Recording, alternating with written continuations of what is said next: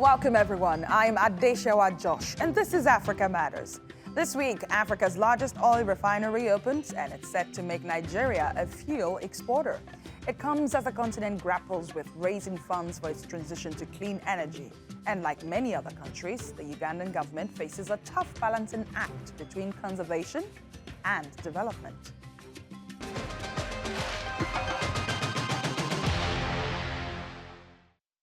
Nigeria's long-awaited oil refinery is finally open for business. The privately owned integrated petrochemical factory has been 12 years in the making and is expected to generate 650,000 barrels of oil per day, making it Africa's largest refinery. Nigeria discovered its oil resources in 1956, but has been unable to develop refineries, meaning a dependence on fuel imports to meet domestic needs. The facility is expected to turn Africa's largest economy from a fuel importer to an exporter by the end of next year. Hilary Noroka was at the Dangote refinery inauguration in Lagos and brings us this report.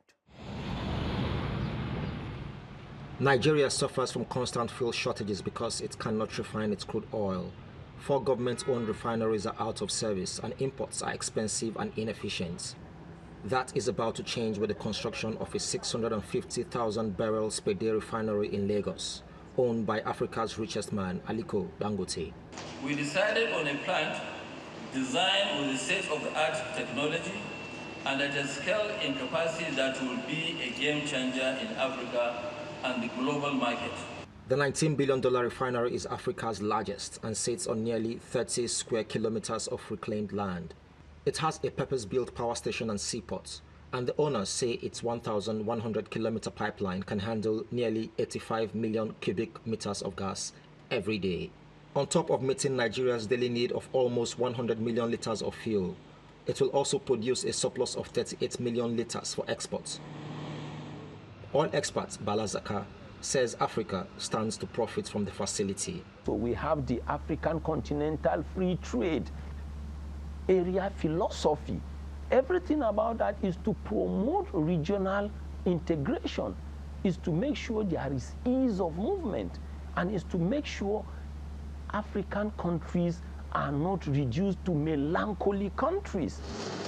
The refinery is set to ensure consistent local supply and feed other West African countries. Putting our countries or in a government's financial stability in one man's hand doesn't seem fair on the citizen. With the whole talk about the removal of subsidy, I don't think it's fair on Nigerians. I don't have any serious faith about what Dangote's refinery would do, aside from it just being a good development and more opportunity, more like opening a window of opportunity as well for the future.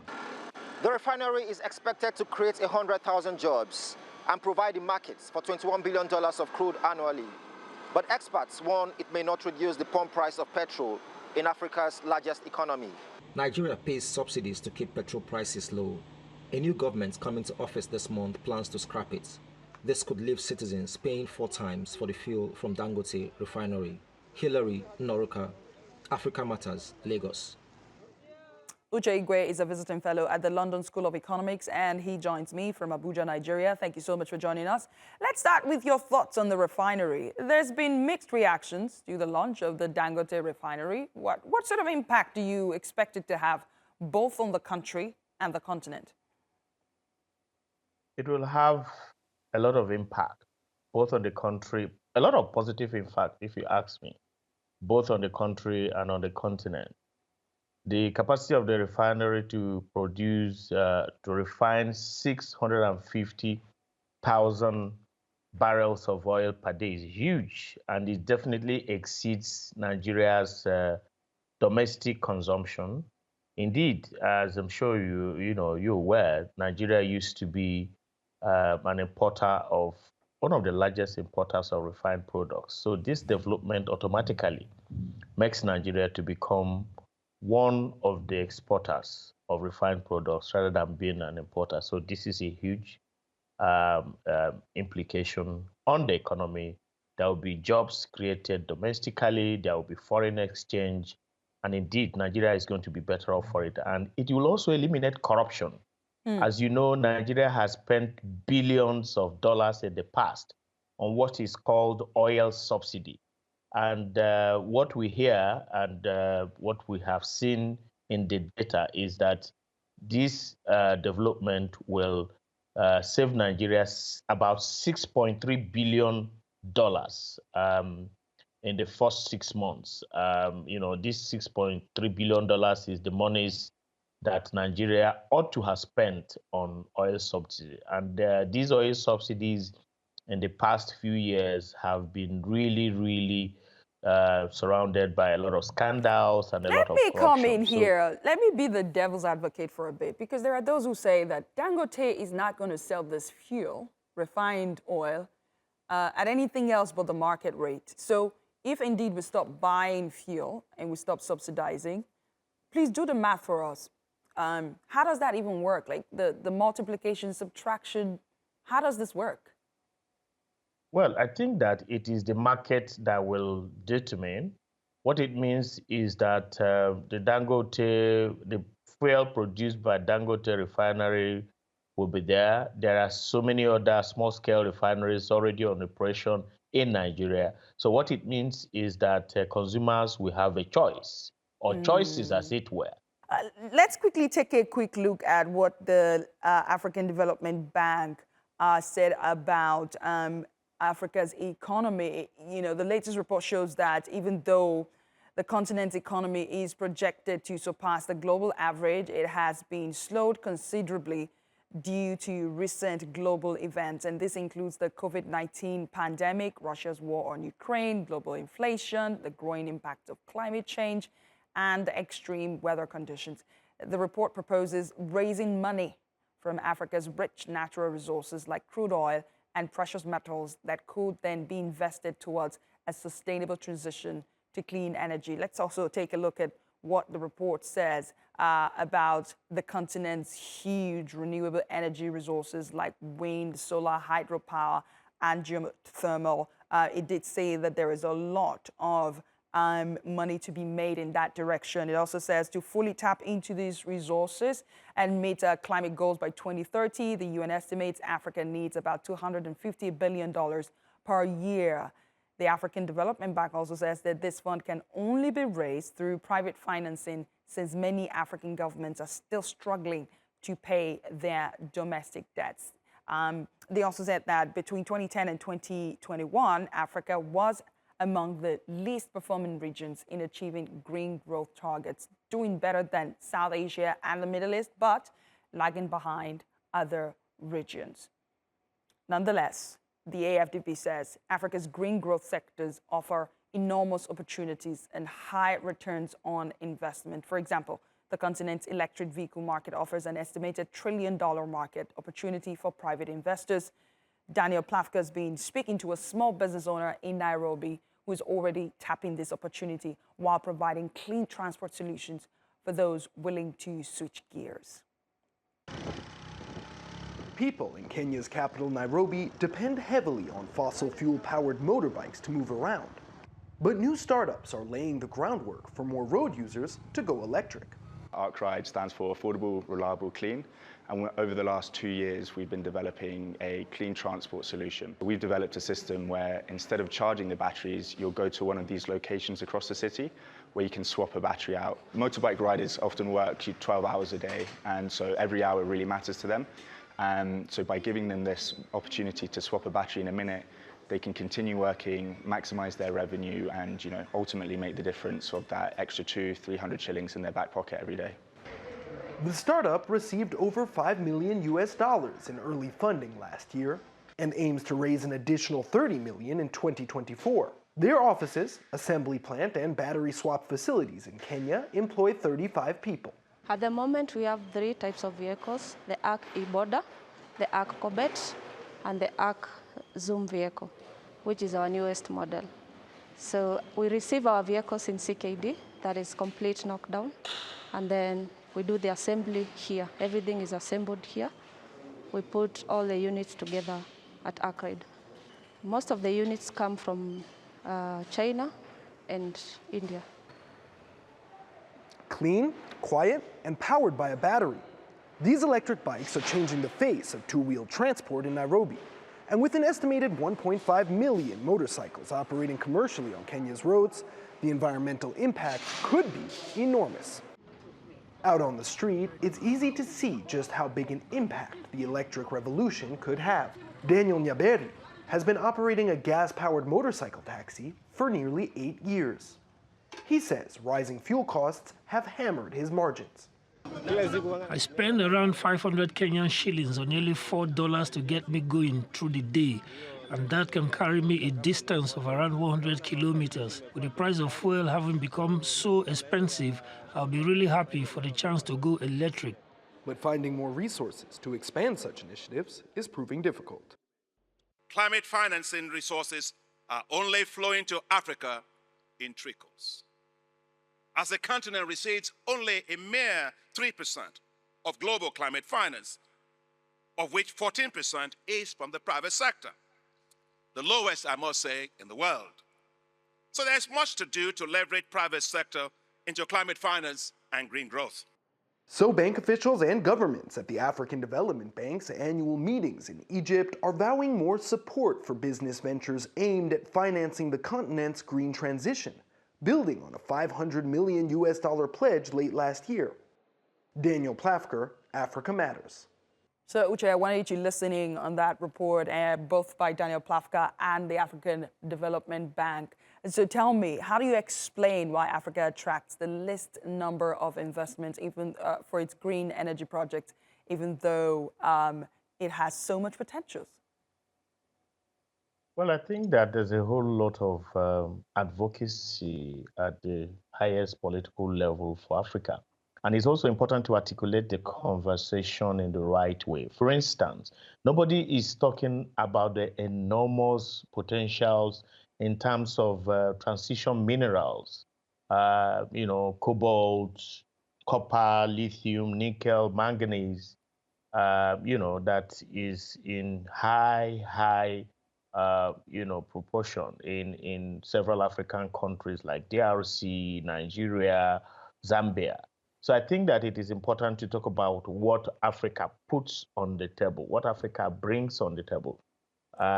It is while articulating this that we can begin to expect investment, inward investment. And I can tell you that most of these transition minerals currently are being exploited illegally. Right. There's a lot of illegal mining in Nigeria. There's a lot of illegal mining in some of these countries I talked about. And also, some of these transition minerals, their deposits are linked in places where there's a lot of conflict. So even though those activities are going on, it's not captured as investment because they remain illicit at the moment. That's so I think right. it is important. That's an important point you just made, because even the AFDP touched on that in their report. And the same report suggested a lack of government policy framework is hindering private funding of green energy projects on the continent. Would you say there are countries getting it right now in Africa? And what should the policies that would help attract those investments to our green energy projects on the continent look like? Well, I'm going to, speak to two dimensions. I've spoken to the transition minerals that are abundant in the continent and the need to articulate all of this and put it on the table, because investment is what you bring on the table. Yes, we brought a lot of natural resources, a lot of oil in the past, and as this energy transition begins to happen, we are bringing transition minerals. In addition, we also bring a lot of blue economy potentials. So many African countries have enormous blue economy potentials, and we know the role of oceans in carbon sequestration and all of that.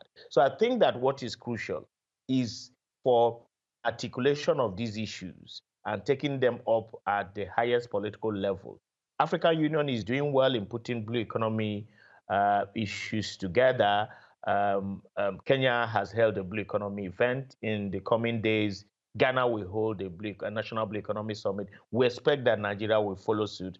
Until we put all of this together and articulate them and go to the international arena, we would not expect to get as much investment as we deserve.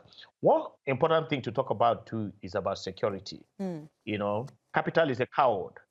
And as security continues to deteriorate in Africa, I don't think that the kind of investment we expect. Okay. So I think that there will be a deliberate effort to fight insecurity and articulate some of these issues if we have to make progress. Thanks a lot, Uche. I'm afraid we're out of time. Visiting fellow London School of Economics, thank you so much for speaking to Africa Matters. Thank you.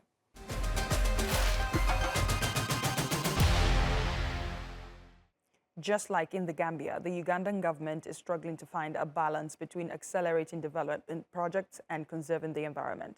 Wetlands are shrinking to accommodate the increasing population and socio-economic pressures. But a group of environmentalists is using ecotourism to protect one of the country's sites. From the shores of Lake Victoria, Darren Alan-Chayune reports. Jessica Kosima has always loved nature. 9 years ago, Jessica and her family set up home near Lake Victoria. It was a serene environment to live in then. But it is now a life of regret. I want to move because water levels have risen and they are now disturbing me. That's the most important reason, and also the bad situation caused by the chemicals being used nearby. I never used to have breathing problems, but in the current state, I'm forced to carry an inhaler. Jessica's neighborhood changed after a part of Lutembe Bay wetland was recently cleared and filled with soil to set up a horticulture business. Lutembe is designated as a Ramsar site, which identifies wetlands of international importance because it's home to globally threatened species of birds. 3 years ago, this place used to have a thick canopy and would house hundreds of migratory birds. But now, locals nearby say that the changes in the catchment area are now forcing many to flee. Some bird species have not been seen again. About 35% of Lutembe has been degraded, and area leaders now feel helpless. They are difficult to protect because the implementers meant to do that job, even though we have very good laws written, are conniving with those individuals that are destroying the wetland through the courts of law and elsewhere. We have people in position of authority giving permits to wetland encroachers. That's why they use it in court to win cases and end up wasting taxpayers' money. Across the Lake Victoria, the case is different at this other Ramsar site called Mabamba Bay Wetland. It is home to more than 20 bird species, including the globally threatened shoebill. A community-based enterprise, Nature Palace Foundation, now sustainably utilizes and manages Mabamba with at least 15 tourists a day. Our organization sensitizes the communities about the values of this wetland so that they don't slash the vegetation here. And we also position the army and police to keep this place safe, because there are priceless birds which bring us tourists here who give us money that we use to do this kind of conservation work. Uganda has lost nearly 600,000 hectares of wetlands over the past 2 decades. And while Jessica's cry can be heard, the birds' songs around her are falling silent. Darren Alan-Chayune, Africa Matters, Entebbe, Central Uganda.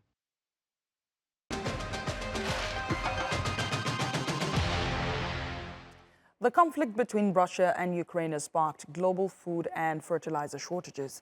Africa was among the worst affected regions, but Benin's homegrown fertilizer industry is thriving amid the shortage. Ramesa Choda reports.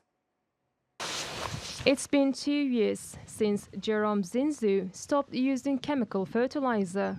The tomato farmer switched to a locally made, all-natural alternative. Since then, his crop yields have been improving. The tomato grew well, and I found I grew more tomatoes than when I grew with the chemical fertilizer. Because when you cultivate with chemical fertilizer, it rots quickly and in a few days. With this product, it can even be 3 weeks before rotting.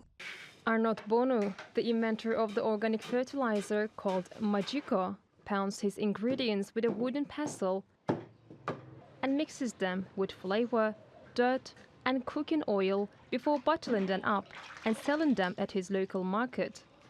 The sudden scarcity caused by the conflict in Ukraine had a silver lining for Bono.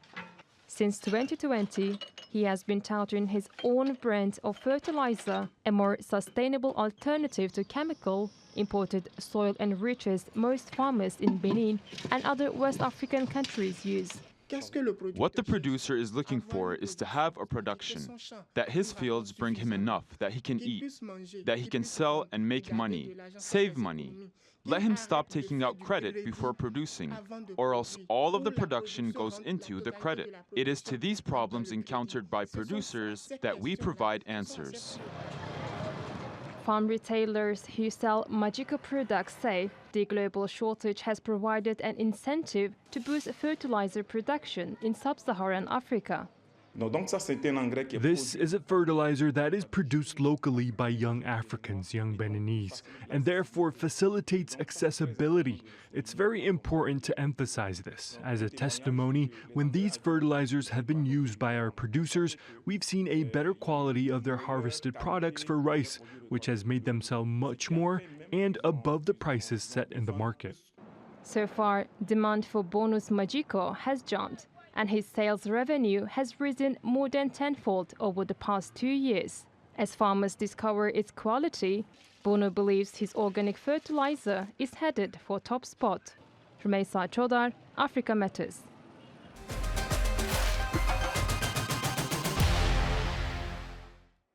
May the 25th marks the 60th anniversary of the Organization of African Unity, also known as OAU, which later became the African Union. The Pan-African Organization has been working to fight for the sovereignty and freedom of African people from colonial and neo-colonial rule, as well as political and economic integration across the continent since 1963. Let's take a look back at its history.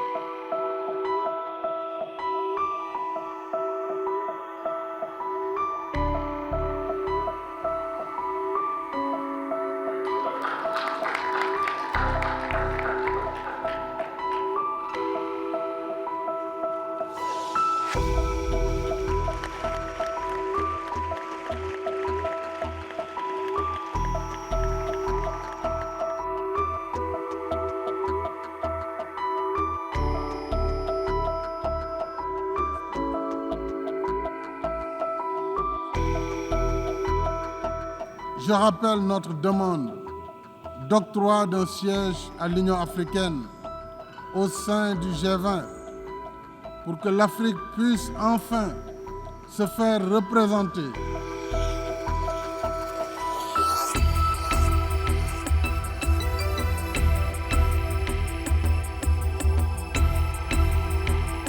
Agenda 2063 is the master plan for transforming Africa into a global powerhouse of the future by the year 2063.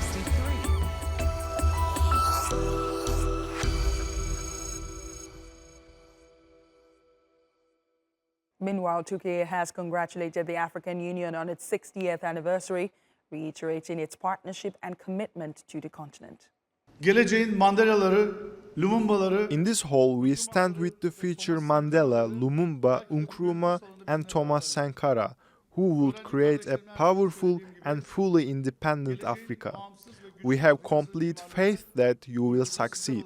Turkey and TADD are unconditional allies and friends of Africa's journey towards full independence. Afrika'nın bu tam bağımsızlık yolculuğunda.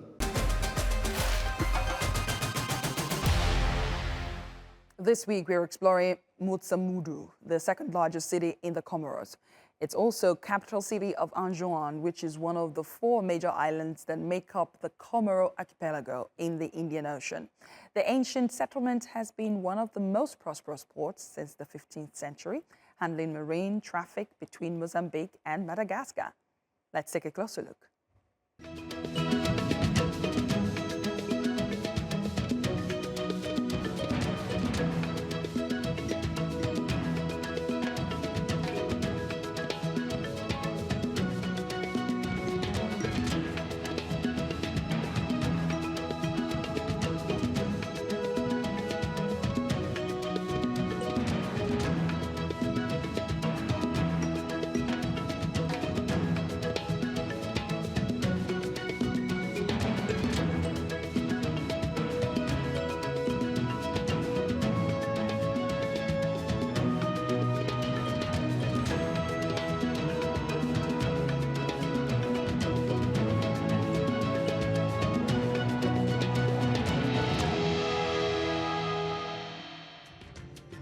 And that's our show this week.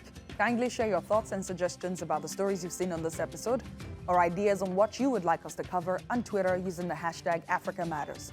Feel free to reach out to me on my personal handle at @AdeshewaJosh.